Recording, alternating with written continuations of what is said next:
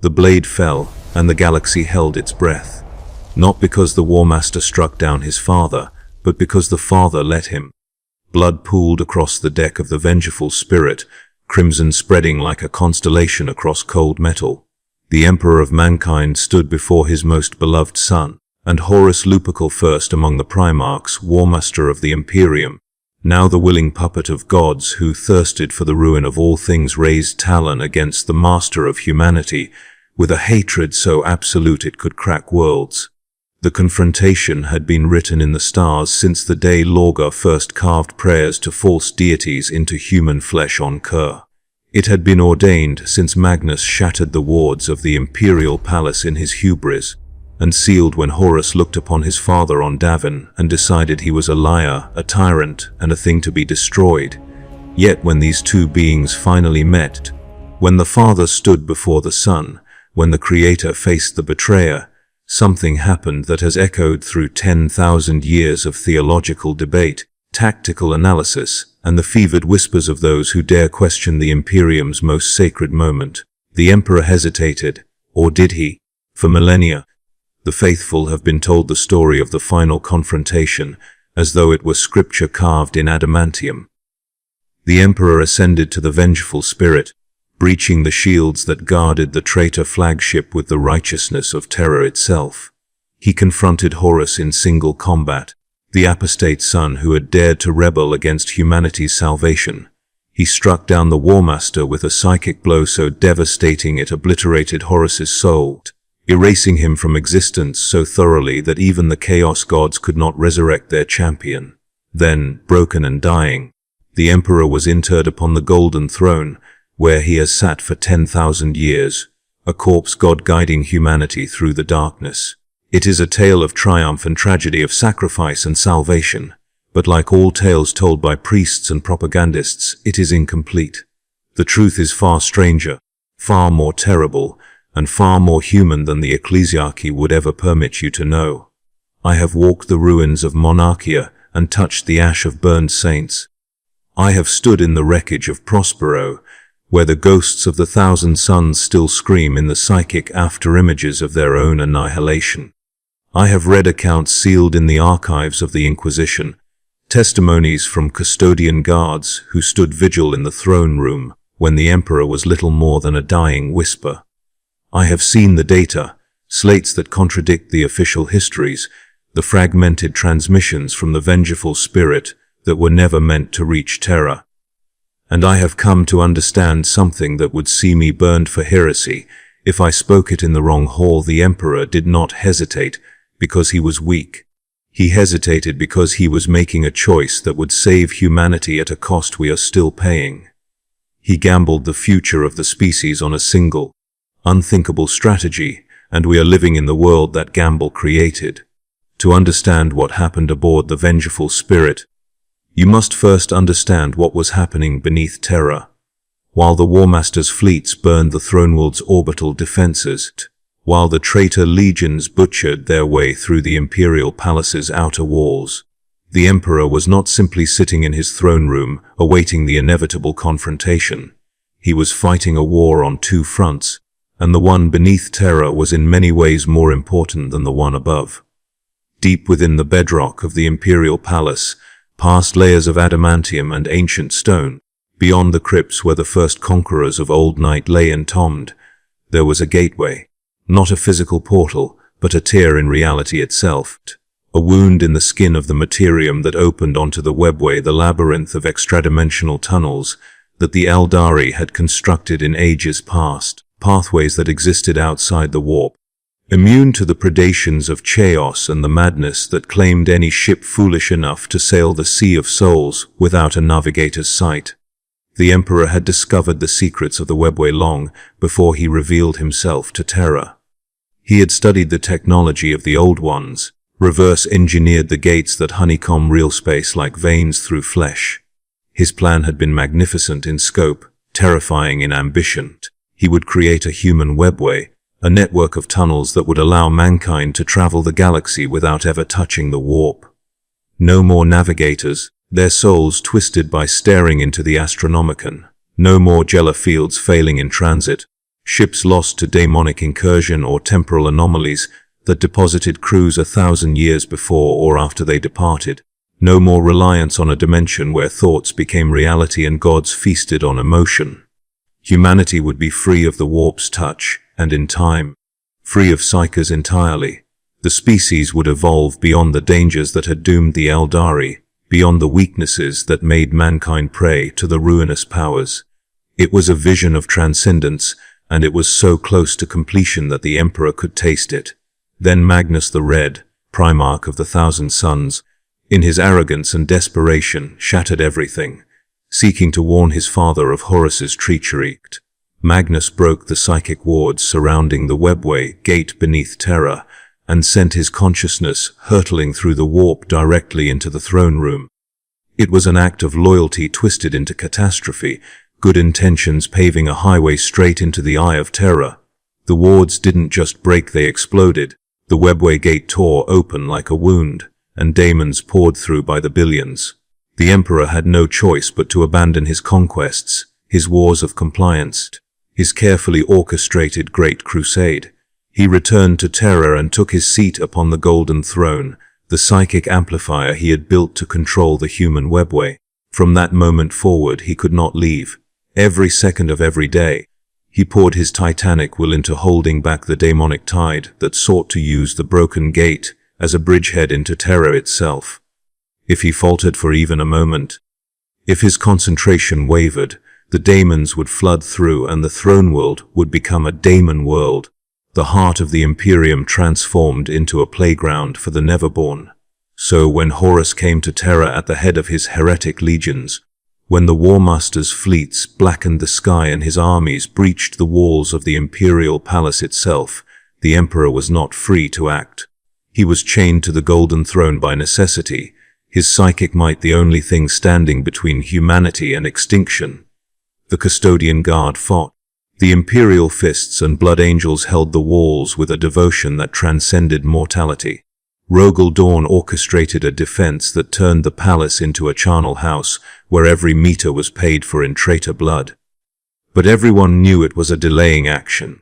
The loyalists were outnumbered, and more traitor reinforcements arrived every day. The palace would fall, Terra would burn, and when that happened, when the last defender was dead and the traitors breached the throne room, Horus would have won. Unless the Emperor could end the war before that moment arrived, he could not leave the throne. Not permanently. Not without dooming Terra to demonic invasion. But he could leave for a short time, minutes, perhaps an hour at most, before the webway gate would destabilize completely and Magnus's mistake would become an irrevocable apocalypse. The Emperor knew this. He had known it from the moment Horus's fleet translated into the Sol system. And so he had planned for a confrontation that would need to be both swift and absolute. He would teleport to the Vengeful Spirit, confront Horus directly, and kill him before the daemons could exploit the unguarded gate. It was a desperate gambit, but the Emperor had built an Imperium on desperate gambits. He had conquered Terra as a warlord during the Unification Wars. He had forged the Primarchs from his own genetic template and warp, sorcery stolen from the Chaos Gods themselves. He had walked in the Council of Gods and emerged with weapons to kill them. Desperation was familiar territory. The teleportation was chaos incarnate. The Emperor, flanked by Rogel Dawn and a cadre of custodian guards, tore through the warp-churned space between the palace and the Vengeful Spirit. Wards screamed and reality buckled. When they materialized on the traitor flagship, it was not in a controlled insertion, but a violent eruption, a wound in the ship's geometry that sent them scattering through corridors that no longer obeyed Euclidean laws. The Vengeful Spirit had been transformed by chaos. Its halls were not simply metal but something living, breathing, weeping blood from the walls. Eyes watched from impossible angles. Corridors looped back on themselves or stretched into infinity. The ship was no longer a vessel but a temple, and the god it worshipped was corruption itself. Somewhere in those twisting corridors, Rogel Dawn and the custodians were separated from their liege. Perhaps it was chaos. Perhaps it was design. The Emperor walked alone, and the ship responded to his presence like an animal recoiling from fire. Doors sealed, reality wreathed, and then, in a chamber that had once been the Warmaster's strategy room, but had since become something out of a fever dream. The Emperor found his son. Horus Lupercal stood in armor that was no longer simply ceramite and adamantium, but a fusion of metal and demonic essence. Spikes of blackened bone jutted from his shoulders. His face was pale as Terra's moon, eyes burning with a light that had nothing to do with humanity and everything to do with gods who had whispered promises into his ear on Davin. The talon of Horus gleamed on his gauntlet, each claw inscribed with runes that made reality scream when they moved. And when Horus saw his father, he smiled. It was not the smile of a beloved son greeting his creator. It was the smile of a prisoner who has just realized the guard has walked into his cell unarmed. Horus was not afraid. Why would he be? He was ascendant. He bore the blessings of all four Chaos gods, a confluence of power that had never been granted to a single mortal before and never would be again. Khorne had given him strength. Tzeentch had given him cunning. Nurgle had given him endurance. Slaanesh had given him perfection. He was more than a Primarch. He was a walking apocalypse, and the Emperor, mighty as he was, transcendent as he was, stood before him tired, diminished by years of maintaining the Golden Throne, constrained by the knowledge that he had only minutes before he would need to return or doom Terra itself. The odds were not in the Emperor's favor, and Horus knew it. The first blow nearly killed the master of mankind. Horus moved with a speed that defied physics, the talon carving through space itself to open wounds in the Emperor's armor and flesh. The pain was immediate and absolute, not merely physical but spiritual. The weapons Horus wielded were not simply forged, they were grown from the warp, fed on souls and despair. Every strike tore at the Emperor's essence, seeking to unmake him on a level deeper than flesh. The Emperor retaliated with psychic fire that could have vaporized a continent, and Horus walked through it laughing. They fought with a ferocity that shattered the chamber around them. The ship screamed. Daemons manifested in the corners of the room, chittering and howling, drawn by the psychic discharge like carrion birds to a battlefield. And still Horus pressed his advantage, every blow driving the Emperor back, every wound accumulating until the master of mankind was bleeding from a dozen places, his golden armor cracked and burning. This was the moment that 10,000 years of history have fixated upon, the moment when, according to doctrine, the Emperor held back because he could not bring himself to destroy his beloved son. And there is truth in that.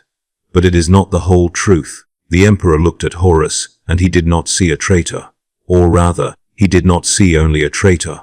He saw something else, something that the Chaos gods had worked very hard to hide.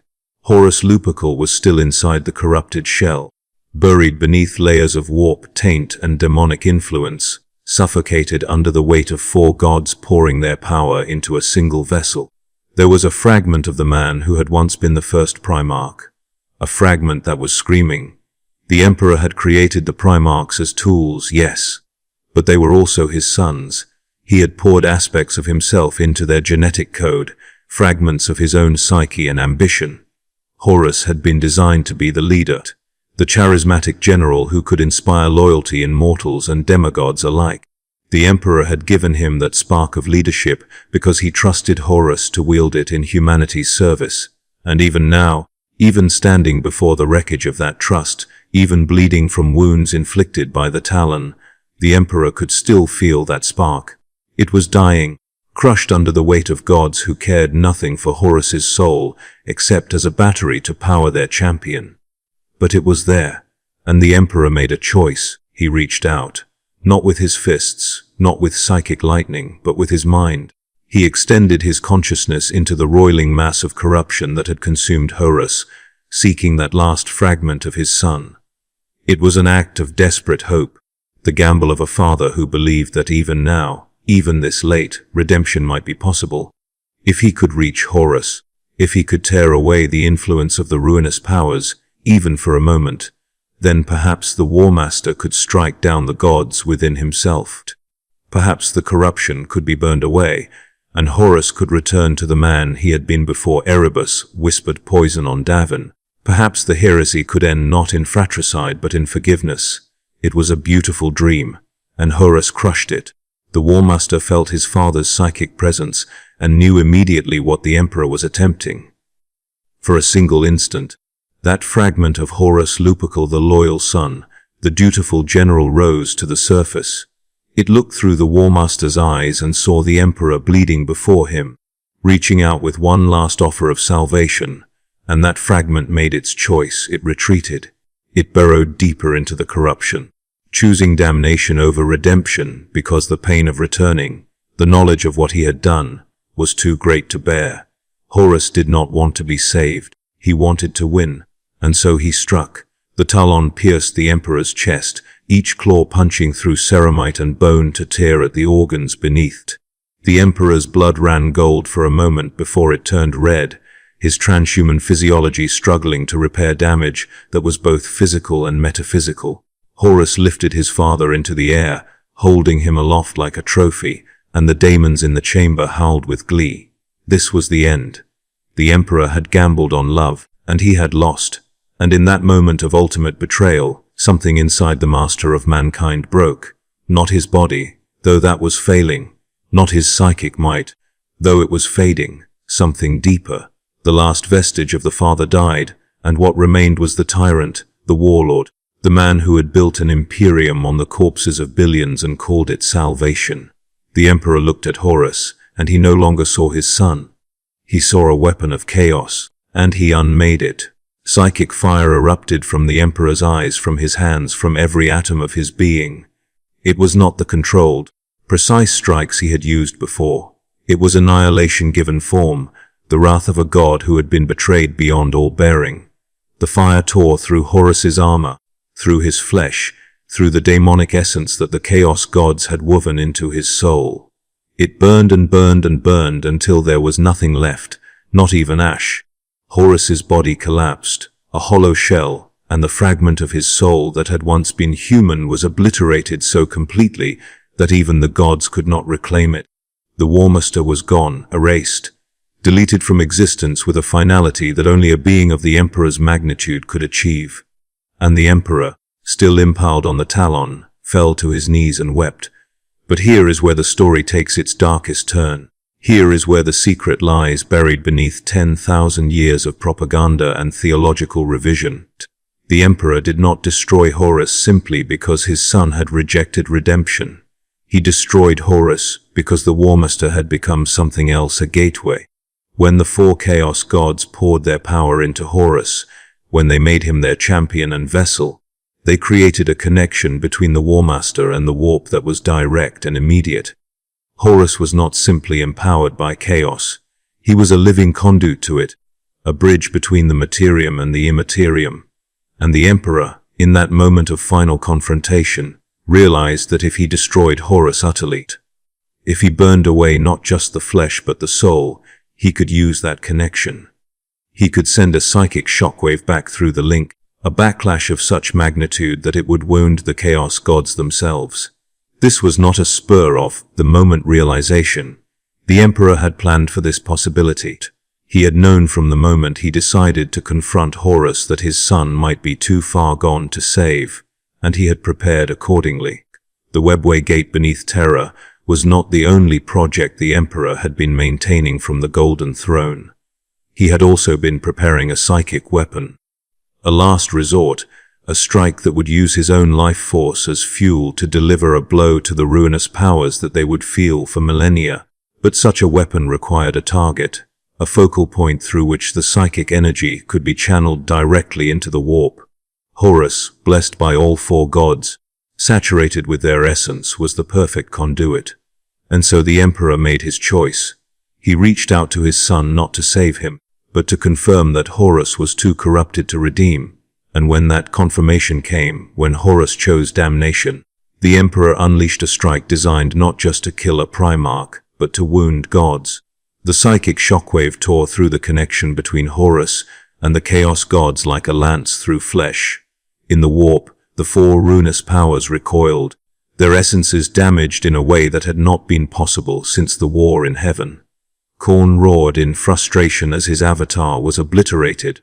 Tiench screamed as his plans collapsed. Nurgle wept as his blessings turned to ash. Slaanesh shrieked as perfection was defiled.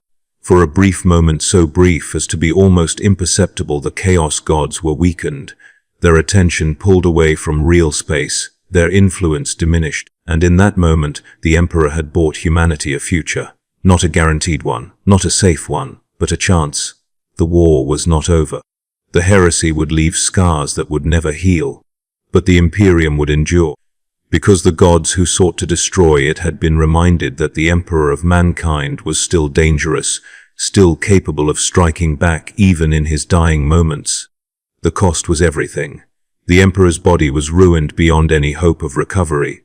His psychic reserves were spent, burned away in the final strike. When Rogel Dawn and the custodians finally found him, still clutching the corpse of Horus, he was barely conscious. They carried him back to Terra, to the Golden Throne, and there he was interred in the life support systems that would sustain him for the next 10,000 years. He could no longer speak. He could no longer move. But he could still think, and he could still project his will into the warp, holding back the daemons at Terra's gate and guiding the Astronomicon that allowed humanity's ships to navigate the galaxy. He became what he had always feared he would become, a god. Not through worship, but through function. Humanity prayed to him not because he asked for it, but because they needed something to believe in, and he was all they had left. The Imperium that arose in the Emperor's absence was a twisted reflection of his vision. He had wanted reason, science, progress. He got superstition, dogma, stagnation. He had wanted humanity free of the warp's influence. He got an ecclesiarchy that worshipped him as a deity, feeding his corpse, formed with the souls of 1,000 psychers every day to sustain his fading essence. He had wanted to uplift mankind. Instead they crawled, but they survived, and that, in the grim darkness of the far future, was perhaps the greatest victory of all. Because the alternative, a galaxy where chaos triumphed, where daemons ruled Terra and humanity was scattered to the stars as prey, was unthinkable. The Emperor had sacrificed his dream of a rational Imperium to preserve any Imperium at all. He had destroyed his beloved son not out of vengeance, but as part of a strategy to wound the gods who had corrupted him. And he had chained himself to the Golden Throne not out of defeat, but to hold the line until humanity could find its own path forward. 10,000 years later, the galaxy burns. The Great Rift has torn reality in half, and daemons pour into real space by the billions. The Imperium is besieged on all sides by Xenos horrors and traitor legions. The Emperor sits upon his throne, more dead than alive, a corpse sustained by machinery and sacrifice. But still he endures, and if the whispers from the ecclesiarchy are to be believed, if the visions of saints and the testimonies of the faithful hold any truth, then perhaps the Emperor is not as passive as he seems. Perhaps, even now, he is planning. Perhaps his sacrifice aboard the Vengeful Spirit was not the end of his strategy, but the beginning. Perhaps the wound he dealt the Chaos Gods is still festering, still spreading, still weakening them in ways that will only become apparent when the final days arrive. Or perhaps that is simply the hope of a species that has clung to faith for so long that it no longer remembers how to live without it. The truth is buried in the archives of the Inquisition, in the sealed memories of custodians who will never speak, in the fragmented data, slates that were recovered from the Vengeful Spirit before it was destroyed. The truth is that the Emperor's confrontation with Horus was never about a father's love or a tyrant's wrath.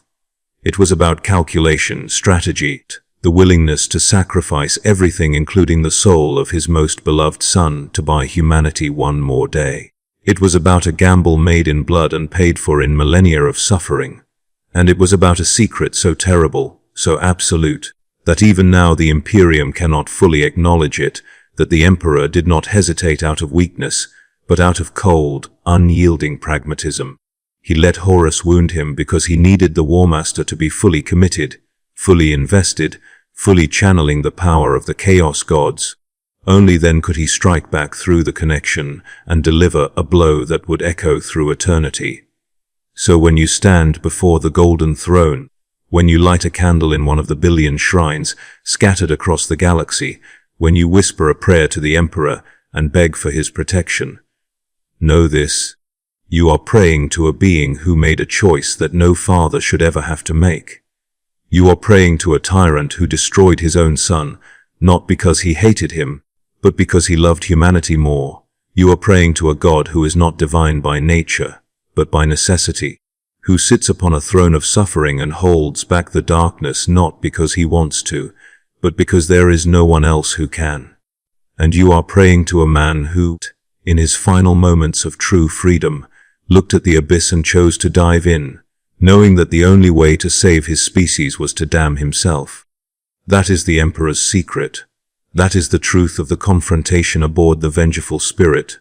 That is the price of survival in the grim darkness of the far future, where there is only war, and the only heroes are those willing to become monsters so that others do not have to. The cogitators of the Administratum have calculated the cost of the Emperor's sacrifice in countless ways. Trillions of lives lost in the Heresy, billions of souls fed to the Golden Throne over the millennia, entire worlds burned in the name of maintaining an Imperium that grows more rigid and corrupt with every passing century. And yet, for all that cost, humanity endures. The species has not been devoured by Tyranids, not been enslaved by the Drukhari, not been eradicated by the Necrons, not been consumed by chaos. We persist, we fight, we die by the billions, and we are replaced by the billions, and the wheel of war grinds on without end. Is that a victory?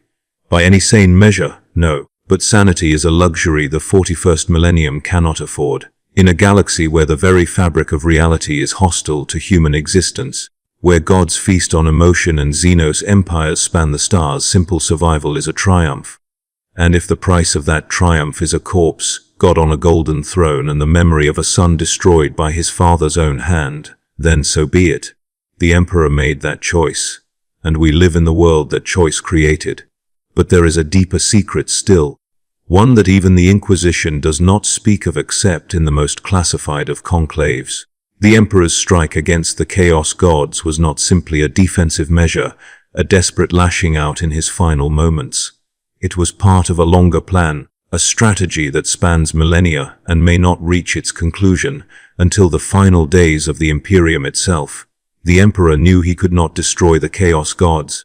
They are reflections of the galaxy's psychic gestalt, manifestations of emotion and thought given form in the warp.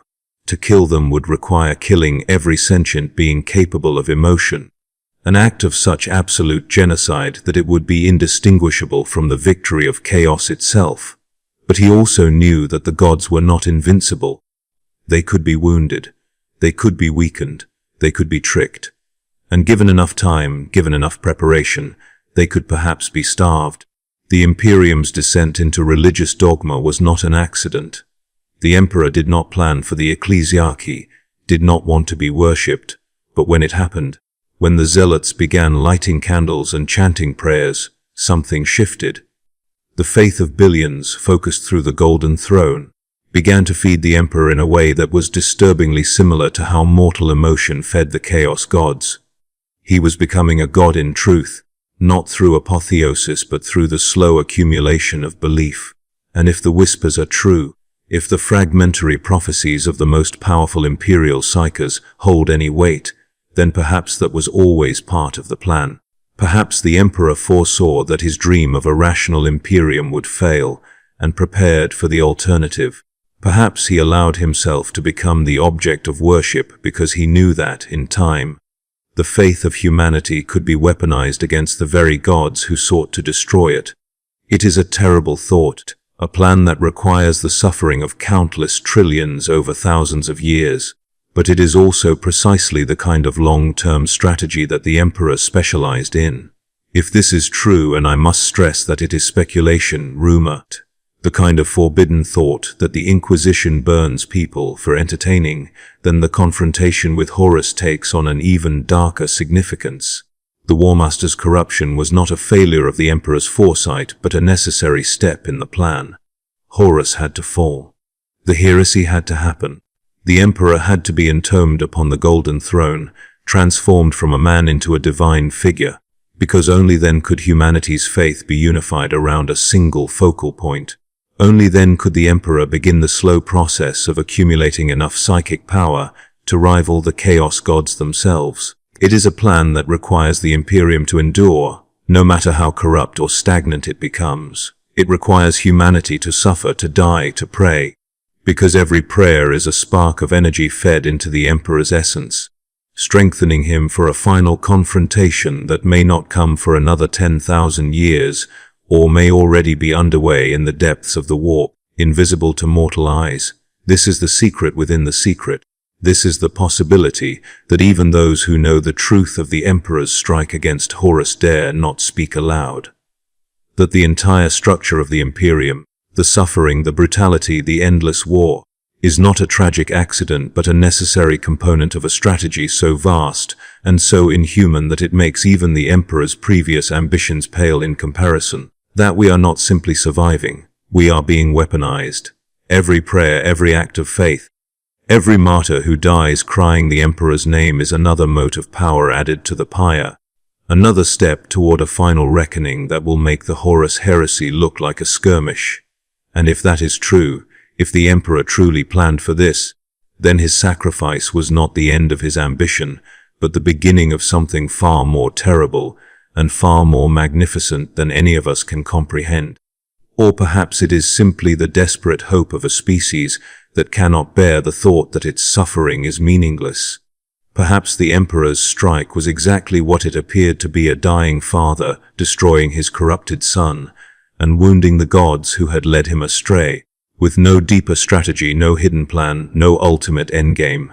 Perhaps he sits upon the golden throne not as a nascent god preparing for apotheosis, but as a corpse kept barely alive by machinery, his consciousness fragmented and fading, his dreams of a better future long since turned to ash. Perhaps the Imperium endures not because of the Emperor's genius, but despite his failure. Perhaps we cling to the idea that there is meaning in the suffering, that the Emperor has a plan, because the alternative, that we are simply a dying species clinging to the wreckage of a dream that failed 10,000 years ago, is too horrific to accept. I do not know which version is true. I suspect no one does, not even the custodians who stand vigil in the throne room, not even the most powerful psychers who claim to hear the Emperor's voice in their dreams. The truth is buried too deep, obscured by layers of dogma and propaganda and the sheer weight of time. But I do know this: aboard the Vengeful Spirit, in a chamber drenched in blood and madness, the Emperor of mankind made a choice that defined the future of the human race. He looked at his beloved son, corrupted beyond redemption, and he destroyed him utterly. He used that destruction as a weapon against the gods themselves, striking a blow that still reverberates through the warp 10 millennia later. And then he dragged his broken body back to Terra and chained himself to the golden throne, where he has sat for 100 centuries, holding back the darkness with nothing but the force of his will. That is the Emperor's secret. That is the truth of his confrontation with Horus. Not a story of hesitation and weakness, but of cold calculation and terrible sacrifice. Not a tale of a father's love overcoming tyranny, but of a tyrant's pragmatism overcoming love. And not a moment of failure, but of a gambit that saved humanity at a cost we are still paying and may continue to pay until the stars themselves burn out. In the grim darkness of the far future, there is no such thing as a clean victory. There are only choices, and the Emperor made his. We live with the consequences. The Vengeful Spirit is long since destroyed, torn apart by the victorious loyalists after Horus's death. The chamber where the Emperor and the Warmaster fought has been obliterated, its wreckage scattered across the void. But the echoes remain. Every time a psyker lights the Astronomicon, every time a navigator gazes into the Emperor's psychic beacon and steers a ship through the warp, every time a guardsman whispers a prayer before charging into the jaws of death, those echoes grow louder. The Emperor's sacrifice is not a historical footnote. It is a living thing, sustained by faith and suffering, growing stronger or weaker with every passing day depending on the actions of those who survive in his name. And somewhere, deep within the golden throne, in a place where thought and reality blur together, and the line between God and man has long since dissolved, the Emperor endures, watching, waiting, planning, or simply suffering, unable to die, unable to truly live, locked in a state between existence and oblivion that no human mind was ever meant to endure. 10,000 years is a long time. long enough for empires to rise and fall, for stars to be born and die, for entire species to evolve into something unrecognizable from their origins, long enough for the truth to be buried under so many layers of myth and legend that even those who claim to know it are simply repeating the lies they were taught. But through it all, one fact remains constant: the Emperor destroyed his son not because Horus was evil, but because Horus was a tool, a weapon that the Chaos Gods had forged and aimed at humanity's heart. And the Emperor, in his final act of freedom, seized that weapon and turned it against its makers. He paid the price willingly, knowing that it would cost him everything, knowing that he would never again walk among his people as a man, knowing that he would be transformed into something he had always feared and despised, an object of worship, a god by necessity if not by nature. And so the Imperium endures, a monument to one man's ambition and sacrifice, a civilization built on the bones of countless billions and held together by nothing more than faith in a corpse. It is grotesque. It is beautiful. It is the ultimate expression of humanity's will to survive, no matter the cost, no matter the suffering, no matter how far we must fall from our ideals. The Emperor gave us that, not salvation, not transcendence, but survival. And in the end, in the grim darkness where there is only war, survival is the only victory that matters. Everything else is just the method we use to buy one more day, one more hour, one more heartbeat before the darkness finally claims us all. But we must return to that moment, to that chamber aboard the Vengeful Spirit, because there are details that have been lost to time, fragments of testimony that paint a picture even darker than the official accounts suggest. When the Emperor first materialized on the traitor flagship, the ship itself screamed. Not metaphorically, the Vengeful Spirit had become so saturated with warp energy that it had developed something approximating consciousness, and it recognized the Emperor as an existential threat. The walls themselves tried to crush him. Corridors collapsed. Bulkheads sealed and unsealed in patterns designed to disorient and trap. The air tasted of copper and rot, thick enough that even a transhuman would struggle to breathe. This was not simply a corrupted vessel. This was a piece of the Eye of Terror dragged into real space, and everything within it existed in defiance of natural law. The Emperor walked through it all with the certainty of a man who had conquered terror itself. His armor, golden and radiant even in the ship's diseased half-light, left burning footprints on the deck. Where he passed, the corruption recoiled. Daemons that had manifested in the corners of reality hissed and retreated, their forms unable to maintain coherence in his presence. The Emperor was anathema to them, a being whose very existence was a rejection of chaos. He had been designed, or had designed himself. The truth of his origin remains one of history's great mysteries, to be immune to the warp's seduction. Where others saw gods and power, he saw parasites and lies. Where others heard promises, he heard the screaming of the damned. And as he walked toward the chamber where Horus waited, he knew with absolute certainty that he was walking toward either humanity's salvation or its extinction. There would be no middle ground.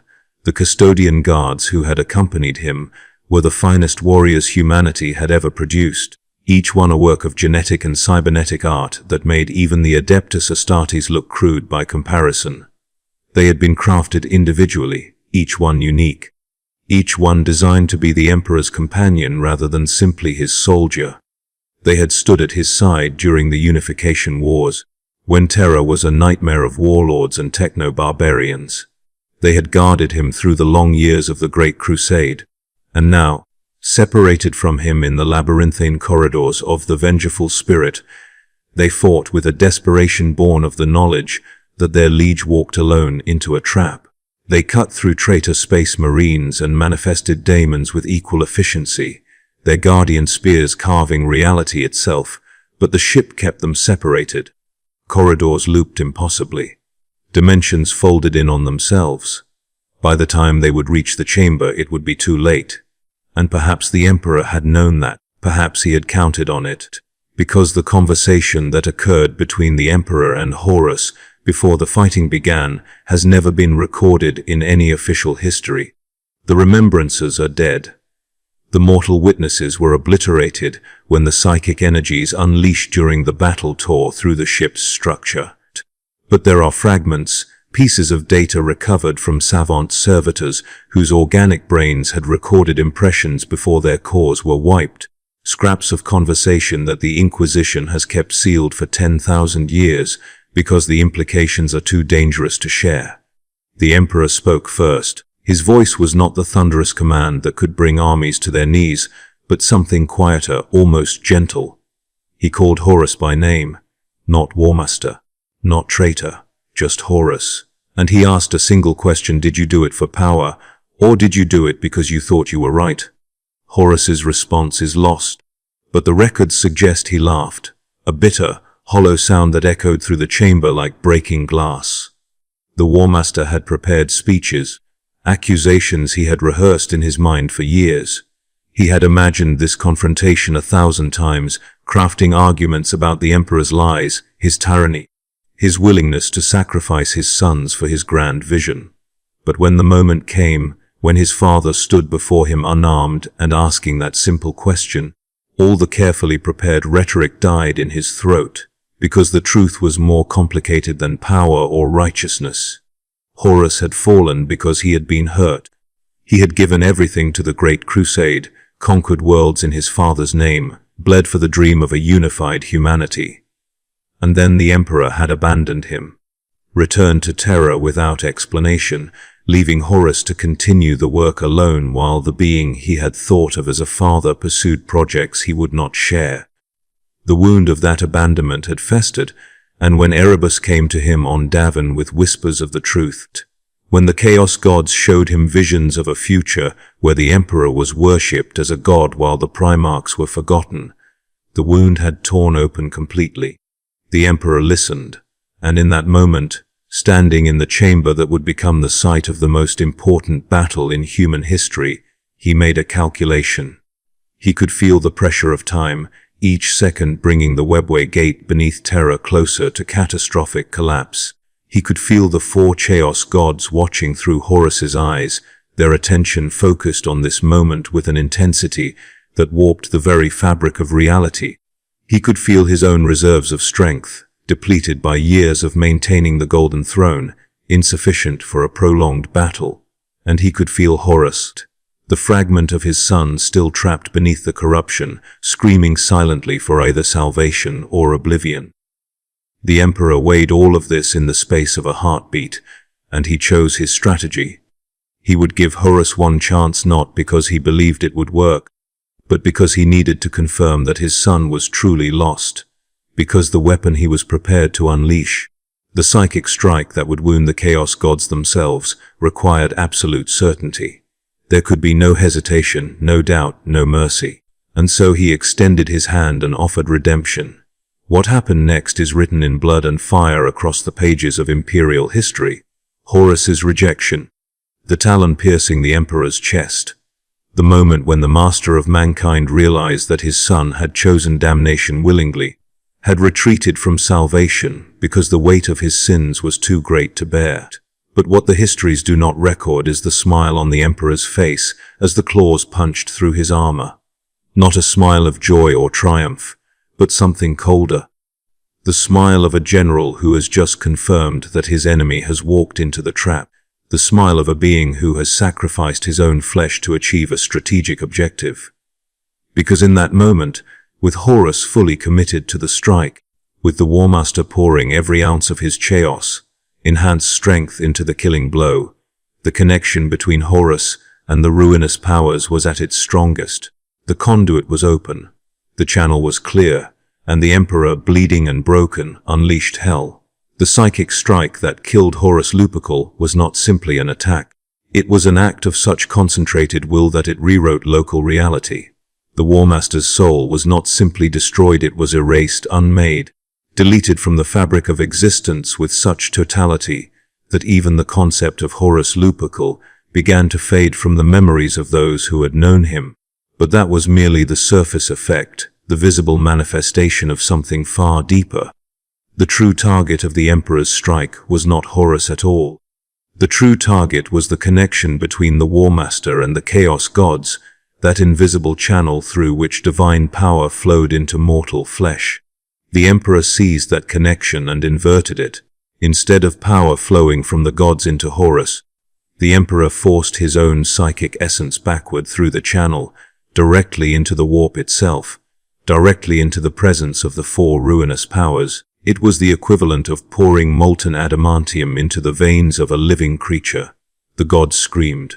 In the warp, where the chaos gods dwell in their impossible palaces of bone and madness, the effect was catastrophic. Khorne's realm of endless battle shuddered as the blood god recoiled from a pain he had not felt since the war in heaven.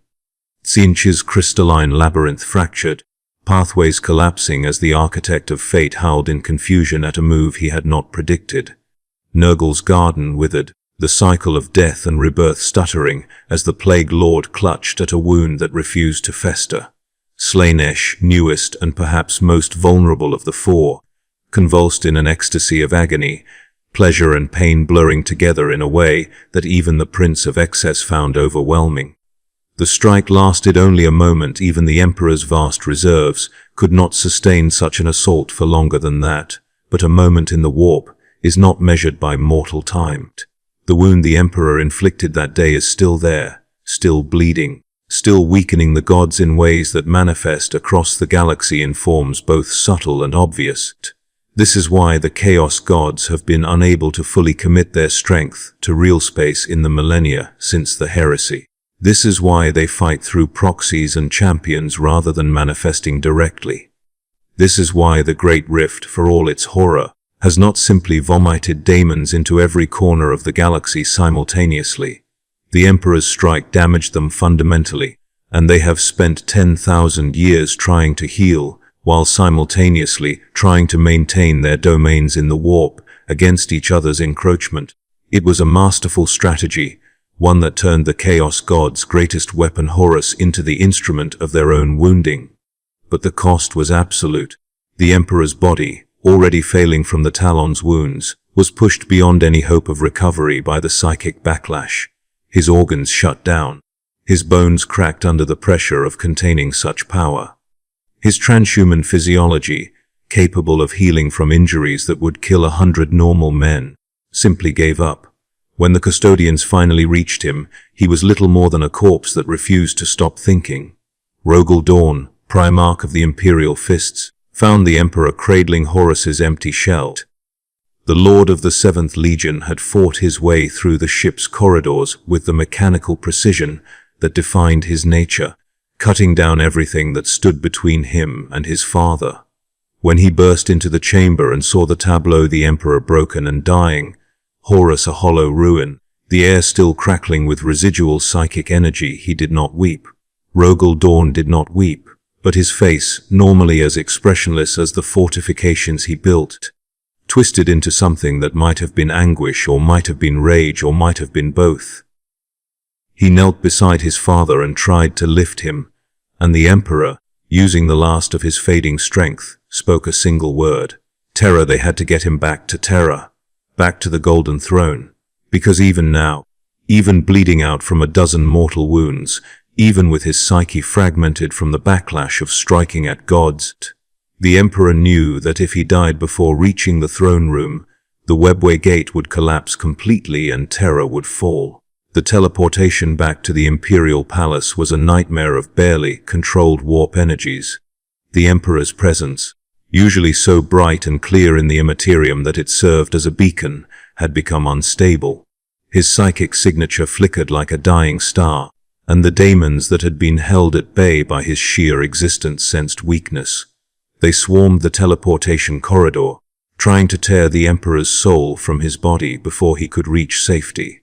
The custodian guards formed a living shield, their armor absorbing blows from warp entities that could have shattered tanks. 3 of them died in transit, their souls consumed by daemons. But they bought enough time. The Emperor materialized in the throne room, and before Rogel Dawn could even lower him to the floor, the Master of Mankind was pulling himself toward the Golden Throne with a determination that transcended pain. He did not have time to say goodbye. He did not have time to give final orders. He had only time to drag his ruined body up the steps of the throne, seat himself in the psychic amplifier that he had built to control the webway, and surrender the last of his humanity to necessity. When the Golden Throne's neural interfaces pierced his skull, when the life support systems began pumping his veins full of chemicals designed to sustain a body that should have died hours ago, the Emperor's last clear thought recorded by the savant servitors who maintain the throne's systems, locked in data vaults that only the Fabricator General of Mars and the Captain General of the Adeptus Custodes can access, was not of triumph or regret. It was a calculation. He had bought humanity approximately 10,000 years. That was the estimate. 10 millennia before the wound he had inflicted on the Chaos Gods would fully heal, before they would recover enough strength to launch another coordinated assault on the scale of the Horus Heresy. 10,000 years for humanity to evolve, to adapt, to find some way to survive without him. It was not much. In the grand scale of galactic history, 10 millennia was barely a breath, but it was something. And the Emperor, who had built an Imperium from the ashes of old night, who had unified terror through force of will and gene, forged warriors, who had dreamed of elevating humanity to the status of the old ones themselves, took that tiny victory and wrapped it around himself like a shroud. Then he stopped being a man and became a function. The changes were not immediate. For days, perhaps weeks, accounts from that period are contradictory, and fragmented. The Emperor retained some ability to communicate. He gave orders through telepathic projection. He guided the remaining Primarchs in their hunt for the traitor legions. He worked with the Adeptus Mechanicus to reinforce the throne's systems, adding redundancies and fail-safes that would ensure its continued operation even if his consciousness began to fade. But gradually, inevitably, the Emperor slipped away. Not into death. Death would have been a mercy, but into a state where the boundaries between self and function dissolved. He became the thing that held the webway gate closed. He became the psychic beacon that powered the Astronomicon. He became the watchful presence in the warp that prevented terror from being overrun by daemons. Individual thought, personal desire, the capacity for change or growth, all of it was sacrificed to necessity. By the time the Codex Astartes was ratified and the legions were broken into chapters, the Emperor could no longer meaningfully interact with the physical world.